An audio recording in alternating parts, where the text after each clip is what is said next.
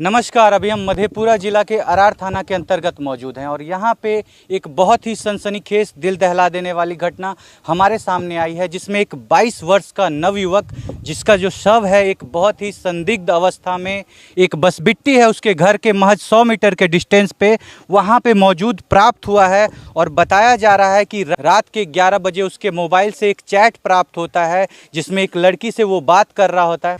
यहीं पे उस लड़के के ऊपर सबसे पहले वार किया जाता है। बताया जा रहा है, जैसा कि एक संशय लगाया जा रहा है कि उस लड़की से मिलने के लिए वो लड़का रात के 11 बजे इसी जगह पे आता है और इसी जगह पे उसके ऊपर पहले वार किया जाता है। अब ये सोचने वाली बात है कि अगर कोई लड़का लड़की से मिलने आता है, प्रेम प्रसंग का मामला है, तो फिर पास कोई औजार लिए हुए लोग यहाँ पे क्या कर रहे थे? क्या लड़की षड्यंत्र करके उस लड़के को यहाँ पे बुलाती है?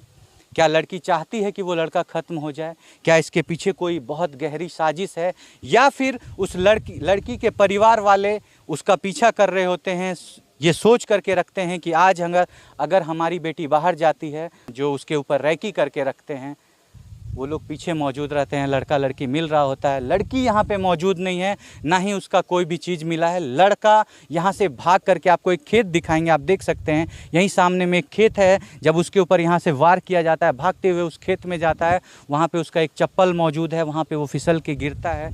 उसका जो हाथ है वो उसका हाथ आधा हो जाता है जब उसके ऊपर वार किया जाता है। गले पे वार किया जाता है और फेस के ऊपर वार किया जाता है और 3 वार से वो लड़का अपना जो जीवन है उसको त्याग कर देता है। लड़के का शव अभी यहाँ पड़ा हुआ है, हम आपको शव के पास लेकर के जाएंगे, दिखाएंगे।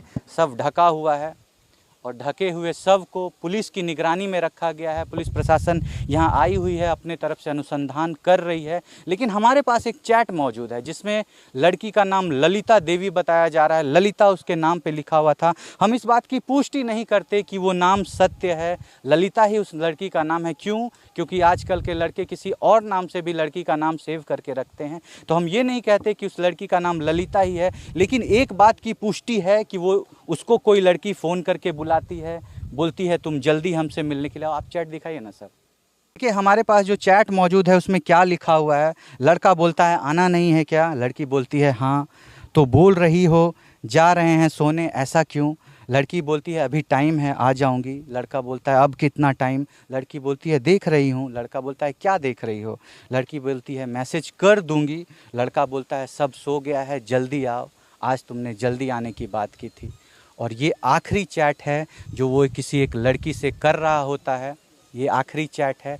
और इसके बाद सुबह के 4-5 बजे जब एक महिला खेत जाती है, चूँकि ये गांव का इलाका है, यहाँ पे लोग जल्दी उठ जाते हैं, 4-5 बजे जब वो खेत जा रही होती है, अचानक एक शव उनको बिछा हुआ पड़ा मिलता है। जब वो सामने जाती है तो उनको पता चलता है कि ये हमारे ही घर के लड़के का शव है। हम आपको लेकर के चलेंगे। यहाँ पे गांव समाज के सारे लोग मौजूद हैं, आप देख सकते हैं कितना भीड़ लगा हुआ है। एक एक लोग इस चिंता में है कि जब वो लड़का इतना अच्छा था, इतना संस्कारी था, 22 वर्ष की उम्र का वो लड़का था, अपने काम को छोड़ करके कोई घटना को अंजाम नहीं देता था, फिर आखिरकार उसके साथ इतनी बड़ी घटना क्यों सामने आई है?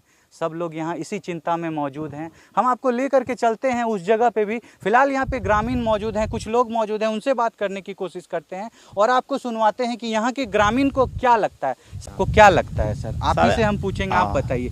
डरने का क्या बात है सर? आप कैमरा में है सर, देखिए अगर आपके समाज में कोई गलत घटना होगी, अगर आप आवाज़ नहीं उठाइएगा, सामने नहीं आइएगा, तो सर कैसे बात सामने आएगी? आपको क्या लगता है सर, उस लड़के को क्यों खत्म किया गया है? क्या ये लड़का लड़की का ही प्रेम प्रसंग है? अब देखिए, इस प्रेम की चीज तो सर देख नहीं सकते हम लोग, नहीं जानते। वो तो आपस की मामला है, उस दोनों में क्या बात है, किया गया है, खत्म किया गया है, उसको बुलाया है, हाथ में चाबी गाड़ी में लगा हुआ है। चैट मौजूद है सर, जो आखिरी बार उसकी बात हुई है, उससे आपको क्या लगता है?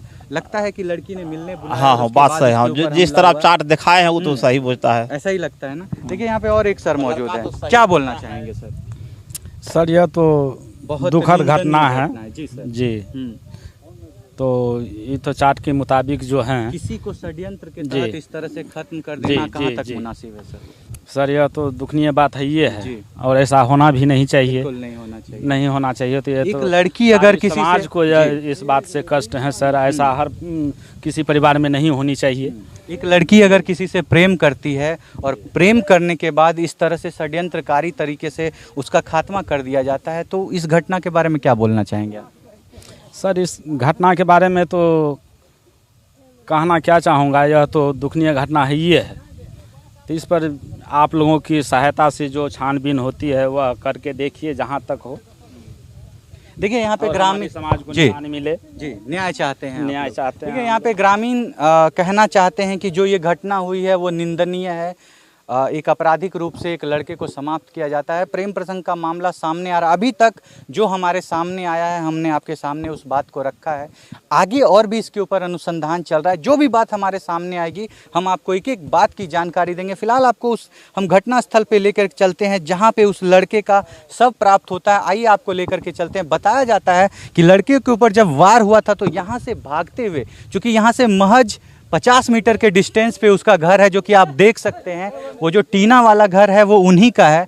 50 मीटर के डिस्टेंस पे वो घर है। वो भागने की कोशिश करता है और भागते हुए यहाँ पे जो आप एक घेरा देख रहे हैं, जो पुलिस वालों ने घेरा बनाया है, उस घेरा के तहत वो लड़के का चप्पल यहाँ पे किसी कारणवश फंस जाता है और जिसके कारण वो यहाँ पे गिर जाता है, जैसा कि अनुमान लगाया जा रहा है, क्योंकि उसका दोनों चप्पल यहीं पे मौजूद मिला है। आइए आपको हम उस घेरे पे उस चप्पल को दिखाते हैं। आप देख सकते हैं यहाँ पे उसका एक चप्पल मौजूद है और दूसरा चप्पल उस गड्ढे में मौजूद है। आप पहले एक पहला चप्पल देखिए, उसके बाद आपको दूसरा चप्पल दिखाते हैं। देखिए वो उस घेरे में मौजूद है और यहाँ पे जो घास है उस पे लहू के बहुत सारे धब्बे मौजूद है। कैमरामैन से अनुरोध है कि थोड़ा जूम करके उस पत्ते को दिखाइए।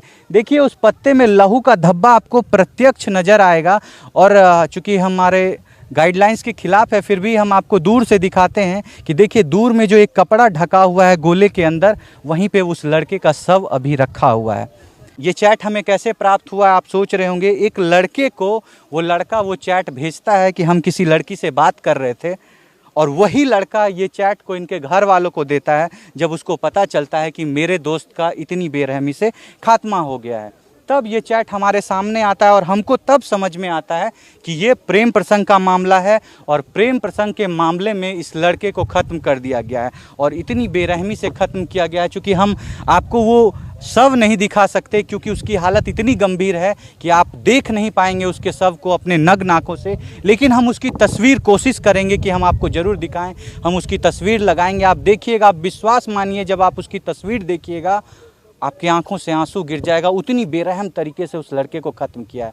लड़के का उम्र महज 22 वर्ष और 22 वर्ष के उम्र में छोड़ गया है अपने पीछे रोता हुआ पूरा परिवार, अपना रोता हुआ भाई, अपना रोता हुआ बहन, अपनी रोती हुई माँ, अपने रोते हुए पिता, और आज इस दुनिया से चले गया। और इसका कारण क्या है? इसका कारण है प्रेम प्रसंग, इसका कारण है वो लड़की। आइए आपको इनके परिवार वालों के पास लेकर के चलते हैं, उनसे आप लोगों को जानकारी दिलवाते हैं कि क्या परिवार वालों को इस बात की जानकारी थी कि उनके बेटे का किसी से प्रेम प्रसंग चल रहा था। क्या उनके परिवार वालों को इस बात की आशंका थी कि क्या उसके बेटे को समाप्त कर दिया जाएगा। आइए आपको परिवार वालों के पास लेकर के चलते हैं, सुनवाते हैं उनसे उन्हीं की जुबानी कि क्या इस घटना के बारे में उनको कोई अंदेशा था। चलिए आपको लेकर के चलते हैं, आ जाइए। अभी हमारे साथ उस लड़का के पिता मौजूद हैं। आप इनकी हालत को देख सकते हैं। अभी ये बेसुध अवस्था में हैं, ऐसी अवस्था में नहीं है कि जवाब दे सकें, लेकिन फिर भी माफ़ कीजिएगा चचा, आपने अपने बेटे का सबसे पहले देखा था? घास, उसी खेत में घास था। हाँ जी। वही घास लाने के लिए हम दोनों आदमी गए। मैंने, मेरा लड़का, हम अपना, मेरा परिवार। अच्छा। बोले कि चलो घास उठा देना। हाँ। हम घास रख देंगे। इसके बाद जो है हम फार्म पर चले जाएंगे, तब सिपिन को भेज देंगे। तो वहाँ जाते हैं, देखते हैं तो सब पड़ा हुआ है। सब पड़ा हुआ। चुप हो जाइए चचा, चुप हो जाइए, चुप हो जाइए चचा, चुप हो जाइए। आप देख सकते हैं कि पिता की हालत कितनी गंभीर है। आपने कभी किसी पुरुष को रोते हुए नहीं देखा होगा, लेकिन आज इनका पूरा जमीन इनके पैरों तले खिसक गया है, क्योंकि एक जवान बेटे को खोने का दुख क्या होता है ना हम सोच सकते हैं ना आप सोच सकते हैं। कहा जाता है कि इस दुनिया का सबसे बड़ा बोझ है एक पिता के कंधे पे उनके बेटे का शव, और आज ये पिता उसी बोझ के तले दबे हुए हैं। क्या सवाल करें इनसे, क्या पूछें कि कैसे इनके बेटे का खात्मा हो गया। आप देख सकते हैं काफ़ी बुरी स्थिति में है। माता की वो हालत नहीं है, 6 बार वो बेहोश हो चुकी हैं। घर परिवार वाले उस स्थिति में नहीं हैं कि हम उनसे उनकी बात करा सकें। देखिए यहाँ पे रमेश मेहता जी मौजूद हैं, उनसे भी कुछ बात करते हैं। क्या कहना चाहेंगे सर आप इस पिता की हालत के बारे में, जो इनके बेटे को समाप्त कर दिया गया है, क्या कहना चाहेंगे सर? क्या किसी भी आदमी का बेटा गम चल जाएगा, उस पर क्या बीतेगा? ऐसा ही होगा। चुप हो जाइए सर, शांत हो जाइए, ऐसा ही होगा। चुप हो जाइए सर, आप चुप हो। आप देख सकते हैं इनकी भी हालत गंभीर है। यहाँ पे मौजूद सारे लोग, चाहे वो पुरुष हो या वो महिला हो, हर कोई रो रहा है। आपने कभी नहीं देखा होगा मर्दों को रोते हुए। अगर किसी पुरुष की आंख में आंसू है तो आप सोच सकते हैं कितनी बड़ी विपत्ति इस घर पे आ पड़ी है। इस घर का वो भविष्य था और आज वो मौजूद नहीं है। और मौजूद क्यों नहीं है? मौजूद इसलिए नहीं है क्योंकि वो किसी लड़की से बात करता है और षड्यंत्रकारी तरीके से उस लड़के को समाप्त किया जाता है। 22 वर्ष का नवयुवक था। 22 वर्ष के उम्र में अगर किसी का बेटा समाप्त हो जाता है, एक जवान खून अगर घर से चला जाता है, तो आप समझ नहीं सकते उस घर की क्या हालत होती है। फिलहाल आप क्या सोचते हैं इस तरह की घटनाओं के बारे में? आप क्या सोचते हैं अगर प्रेम प्रसंग में इस तरह की घटना सामने आए, अगर कोई लड़की किसी को फ़ोन पे बुला करके इस तरह की घटना को अंजाम दिलाए? हम इस बात की पुष्टि नहीं करते कि वही लड़की इसके पीछे शामिल है, लेकिन उसी ने मिलने के लिए बुलाया था, लड़का उसी से मिलने के लिए जाता है। हमारे पास एक चैट मौजूद है, वो चैट हम आपको लगा देंगे, आप देखिएगा वीडियो में। और चैट में ये पूरा तरह से लिखा हुआ है, तुम हमसे मिलने आओ। लड़की कहती है हम आ रहे हैं, थोड़ी देर में आएंगे। लड़का बुलाता है और इस तरह की घटना होती है। आप क्या सोचते हैं इस तरह की घटनाओं के बारे में? आप अपने राय विचार को कमेंट में ज़रूर रखिएगा। हम छोड़ जाते हैं आपको इन्हीं सवालों के साथ कि समाज में हो रहे इस तरह के अन्याय के बारे में आपके क्या विचार हैं। मिलेंगे आपसे फिर अगली वीडियो में अगली घटना के साथ। तब तक के लिए हम आपसे अलविदा लेना चाहेंगे, कहना चाहेंगे जहाँ भी रहिए सावधान रहिए, सतर्क रहिए। जय हिंद, जय भारत। और